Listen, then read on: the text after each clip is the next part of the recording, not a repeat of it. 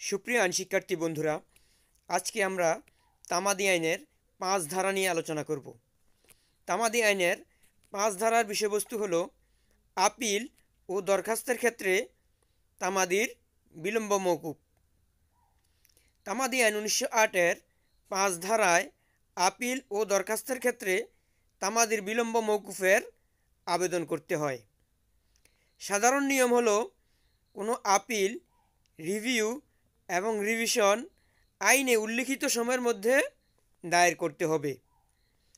Appeal, review, revision বা অন্য যে কোনো আবেদন যথাসময়ে দাখিল করতে না পারলে ৩ ধারার বিধান অনুযায়ী আদালত সেগুলো খারিজ করে দিবে।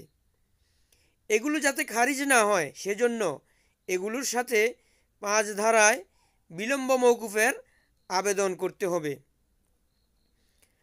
আমি আবারও বলছি, আপিল, রিভিউ বা অন্য যে কোনো আবেদন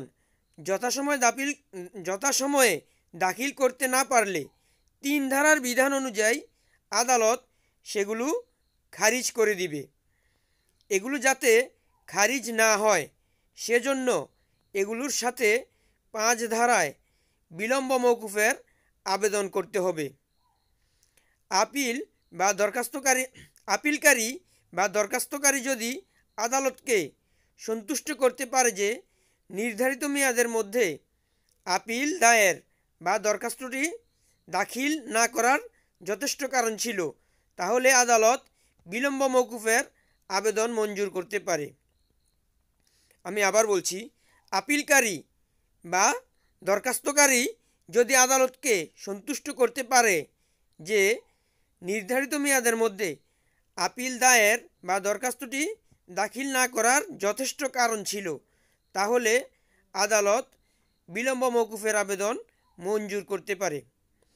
এখন বিলম্বের যথেষ্ট কারণগুলো হচ্ছে মারাত্মক বা গুরুতর অসুস্থতা, প্রাকৃতিক দুর্যোগ, পক্ষগণের কারাবাস, সরল বিশ্বাসে ভুল, রায় ও ডিক্রির নকল সংগ্রহ করতে ব্যয়িত সময়, কৌশলীর ভুল। এখানে উল্লেখ্য যে যথেষ্ট কারণগুলো সুনির্দিষ্ট আইনগত ব্যাখ্যা নেই, এগুলা আইনে সুনির্দিষ্টভাবে বলা হয়নি যে এগুলোই যথেষ্ট কারণ। তবে আদালত আমি যে উপরে উল্লেখিত যে কথাগুলি বললাম যথেষ্ট বলে এগুলাকে যথেষ্ট কারণ হিসেবে গ্রহণ করে। যে সকল ক্ষেত্রে ৫ ধারা প্রযোজ্য হবে সেগুলো হলো